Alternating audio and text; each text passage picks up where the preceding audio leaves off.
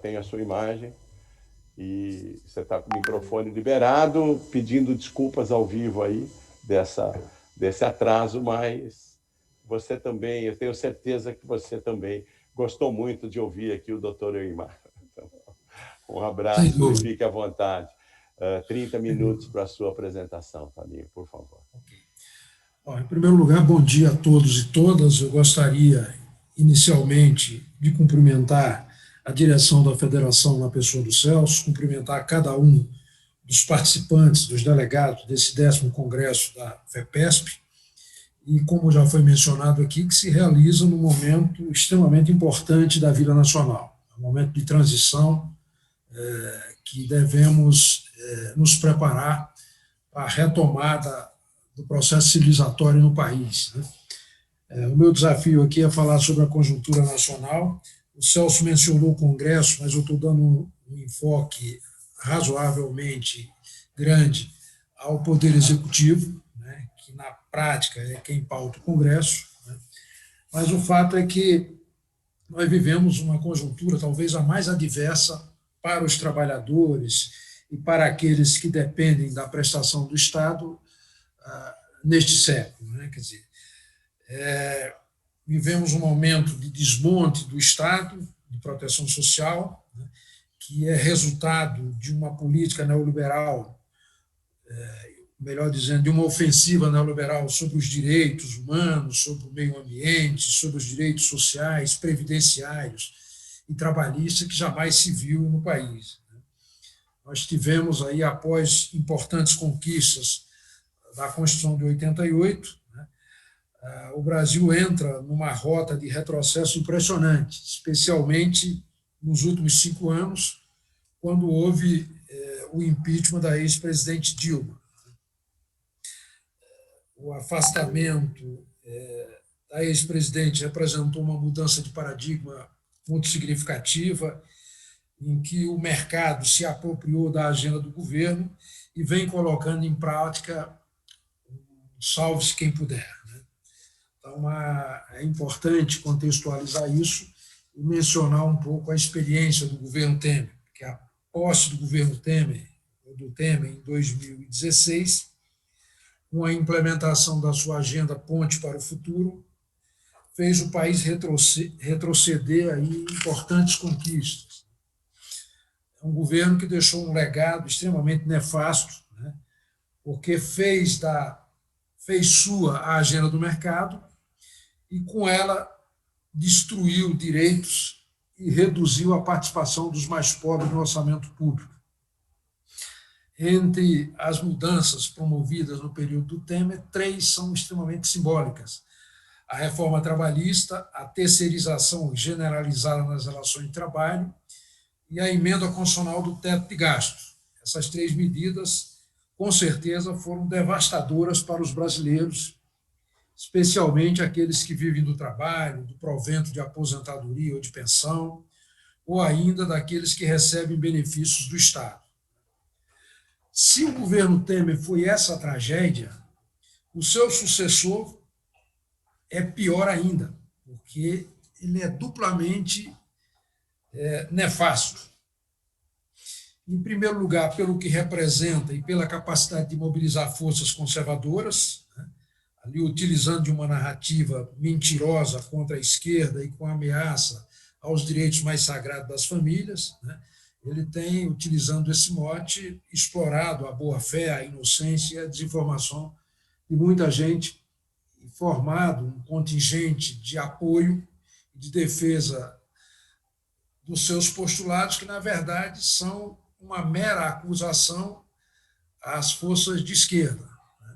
O governo usa uma lógica, que é um padrão internacional, de fazer diagnósticos que são reais, são verdadeiros, não se pode negar, que está havendo desagregação das famílias, que a violência é grande, que o desemprego é grande, que há corrupção, né? Mas, em lugar de apontar a solução para cada um desses problemas, aponta supostos culpados. Como é da natureza humana priorizar a vingança em relação a quem supostamente o prejudica do que resolver o problema que efetivamente traz aquele prejuízo, essas pessoas menos informadas preferem acreditar nessa narrativa e buscar culpados quando deveria se buscar efetivamente solução. Então,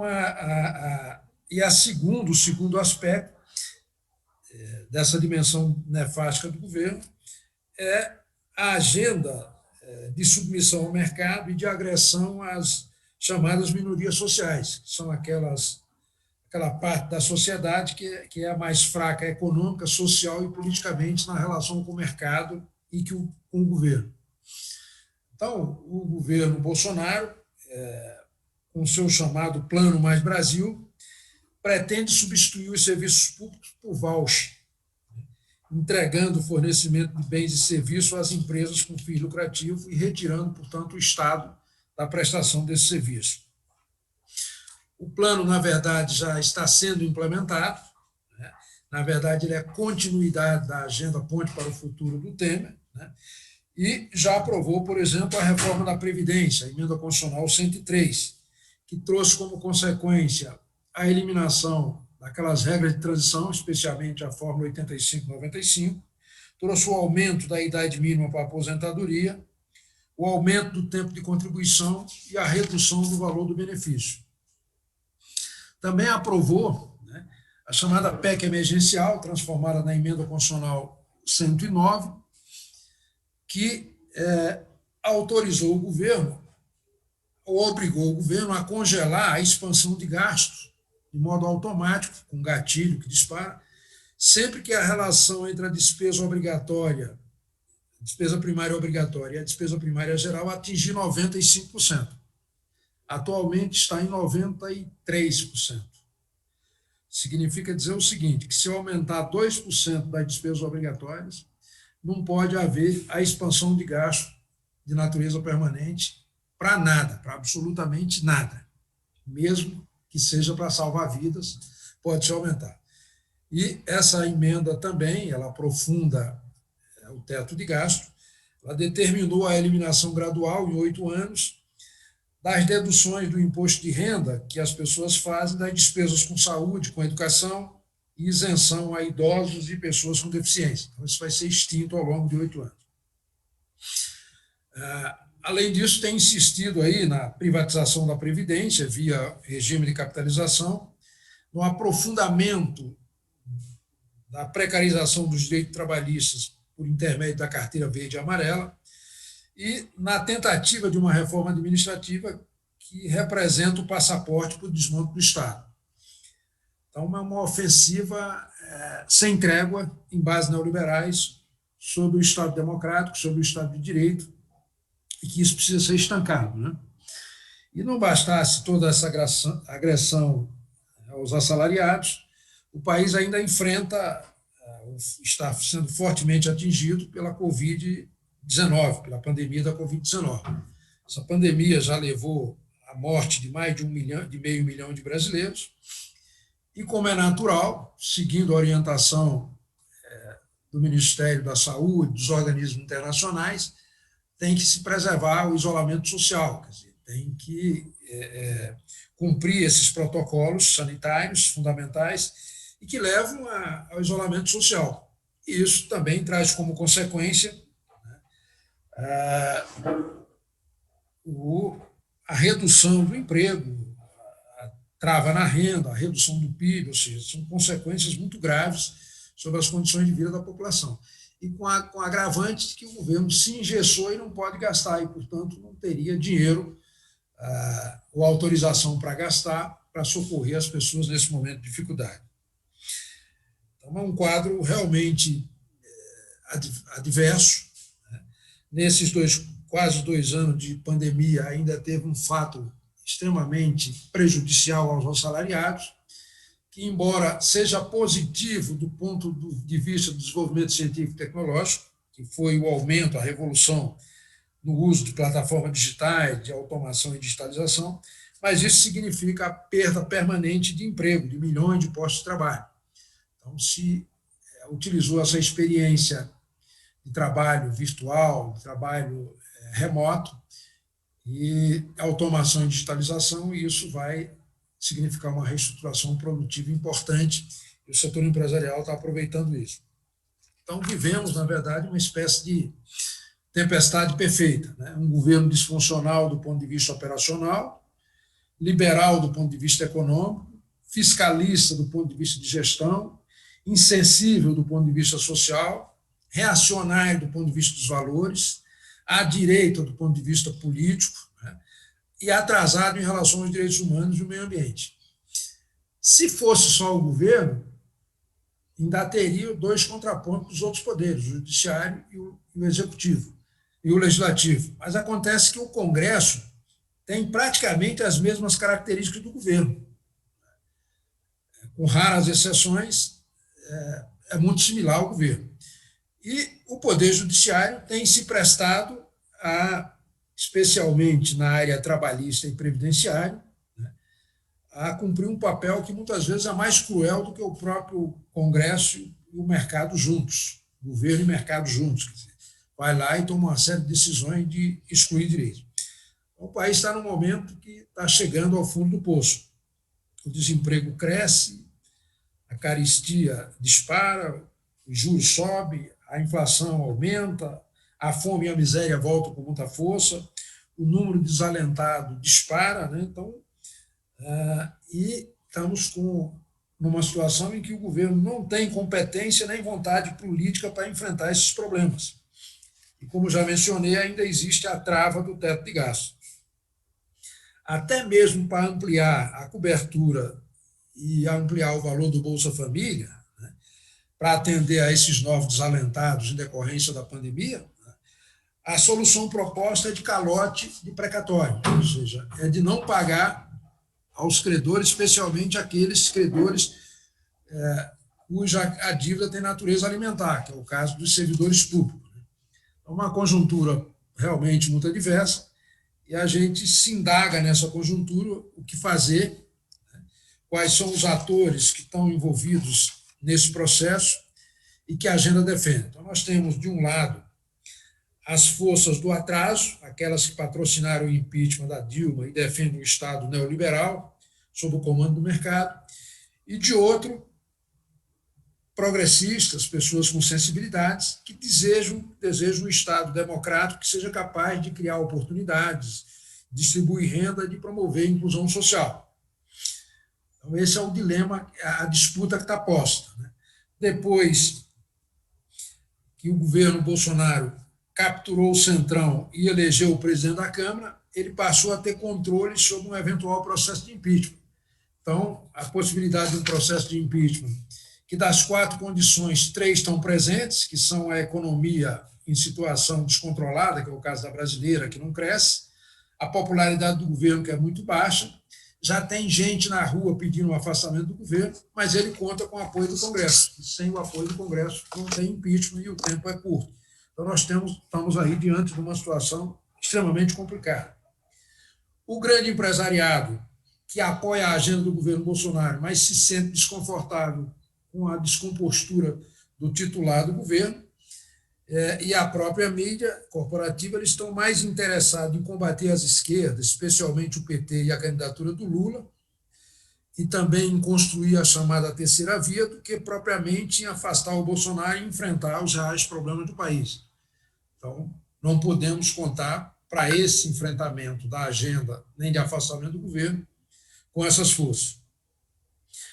Do lado progressista e democrático, as forças estão voltadas aí para resistir, fazer o possível para resistir no sentido de conter danos, no sentido de denunciar a tragédia que representa esse governo, né? E buscar criar as condições para eleger um governo comprometido com a democracia, com as oportunidades, com a distribuição de renda e com a inclusão social. Felizmente, começa a surgir aí os primeiros movimentos mais consistentes de reação, né? O movimento sindical, depois de ter sido fortemente avariado em suas finanças, retoma gradualmente aí a mobilização.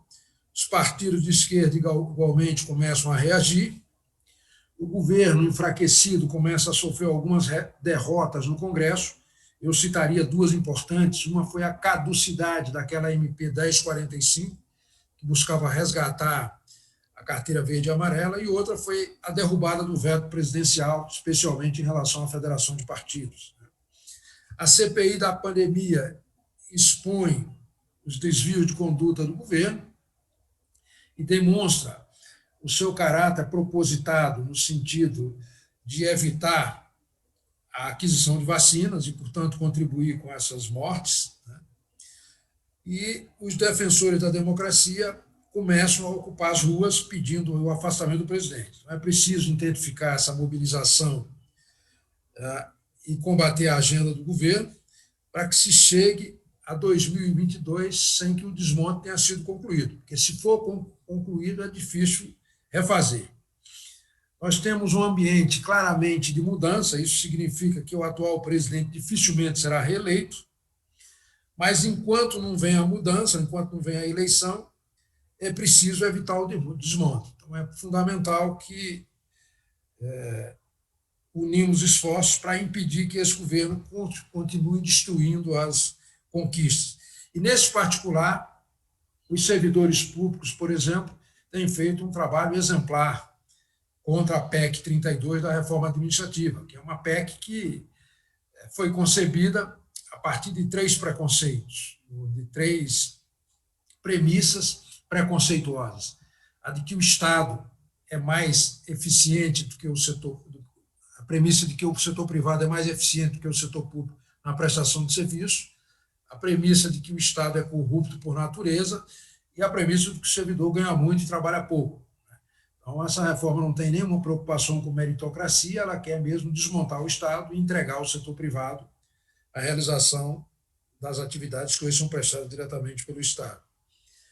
Os servidores estão conseguindo segurar, aprovaram na comissão especial, mas de modo muito artificial. Para se ter uma ideia, essa comissão ela tem que ter uma participação proporcional dos partidos. O Novo, que é um partido pré-histórico, tinha todos os seus membros nessa comissão. Ele não teria direito a ter nenhum se fosse observar o critério de proporcionalidade. Então, foi um desvirtuamento que no plenário não vai se repetir e temos a convicção de que derrotaremos isso no plenário. Então, é hora de somar esforços para impedir esse desmonte. O momento é de unidade, né?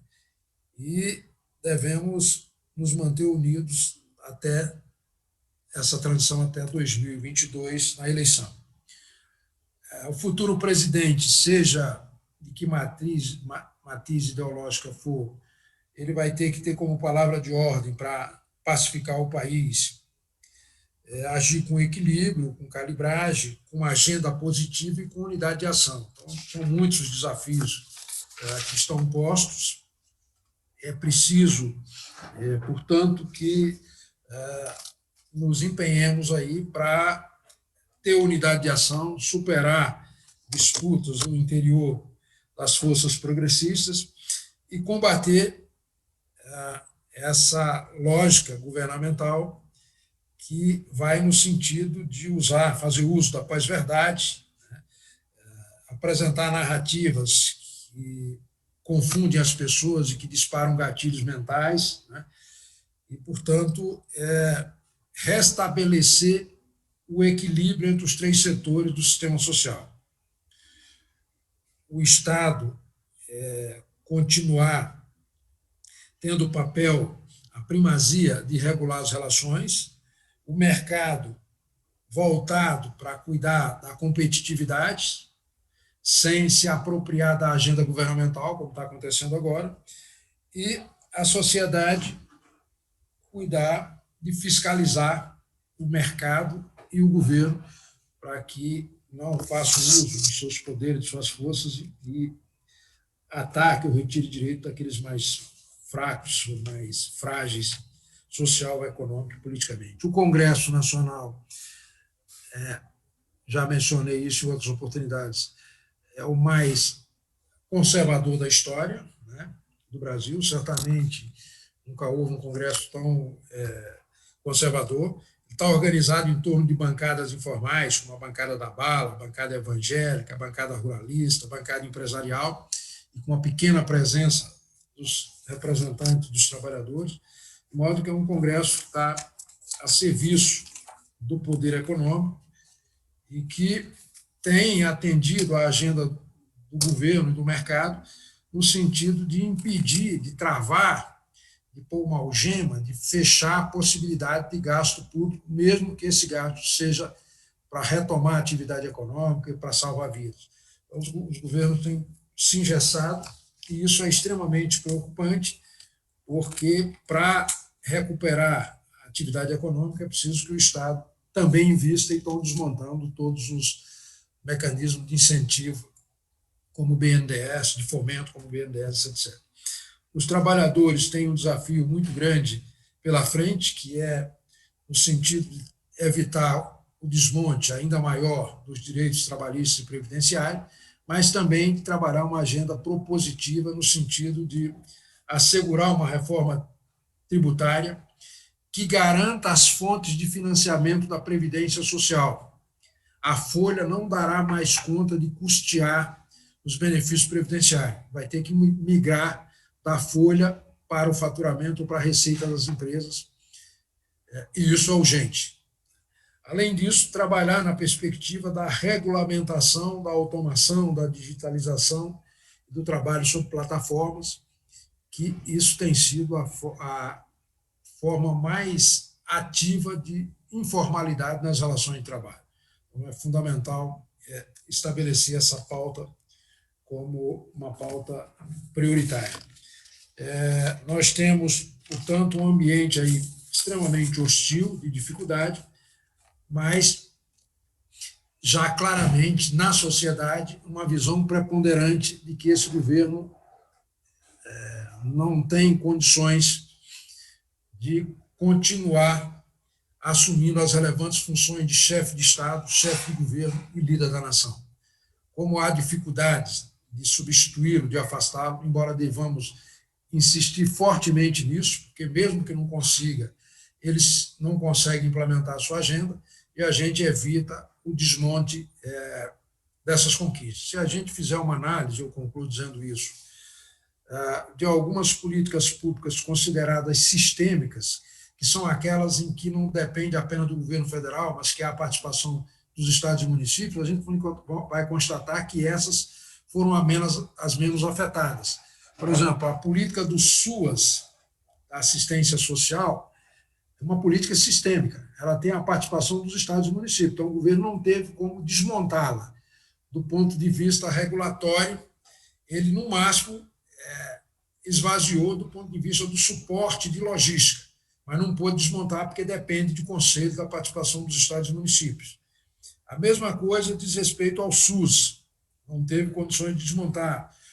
A política de recursos hídricos também tem a participação dos estados, mas aquilo que dependia apenas do governo federal, ele conseguiu não apenas paralisar, como em alguma medida iniciar o desmonte. Então, é preciso que a gente, então, trabalhe muito nessa perspectiva de fazer com que as políticas tenham sempre uma amarra envolvendo os 3 níveis de governo, que elas ficam mais difíceis de serem descontinuadas. Então, é isso que eu queria deixar como mensagem final, agradecendo a oportunidade, parabenizando a FEPESP por a realização do seu 10º congresso, também cumprimentando o professor Eymar pela brilhante palestra que acabou de fazer. Muito obrigado.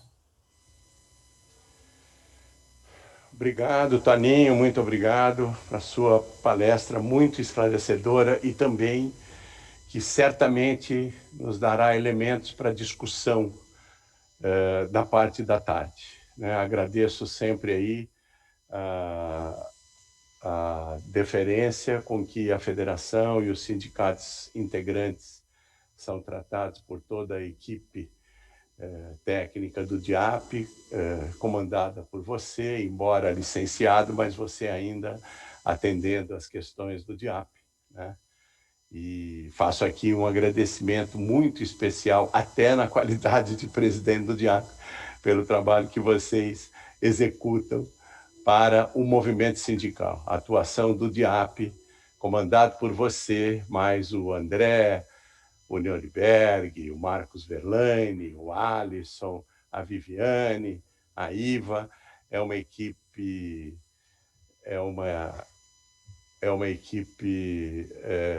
aguerrida, pequena, porém aguerrida, e que atende às condições do movimento sindical e sempre apostos para trabalhar em função de todos, efetivamente, todos os trabalhadores. O site do DIAP, a agência DIAP, é sempre uma luz para o movimento sindical. E agora, principalmente com a publicação, com todas as dificuldades que o DIAP vem enfrentando, porque é uma consequência das dificuldades que o movimento sindical enfrenta, agora ainda com esforço tremendo, publicou novamente a nova edição dos Cabeças do Congresso, que é um elemento fundamental de guia para os trabalhadores, as trabalhadoras e o movimento sindical. Então, agora, na condição de presidente da FEPESP, na condição de representante da diretoria da FEPESP, e em nome dos delegados e as delegadas do Congresso, muito obrigado pela sua exposição e muito obrigado. Transmita aos companheiros do DIAP agradecimento pelo trabalho que o DIAP vem realizando, superando todas as dificuldades. Obrigado, Toninho. Um grande abraço e obrigado por ter aceitado o nosso convite. Até a próxima.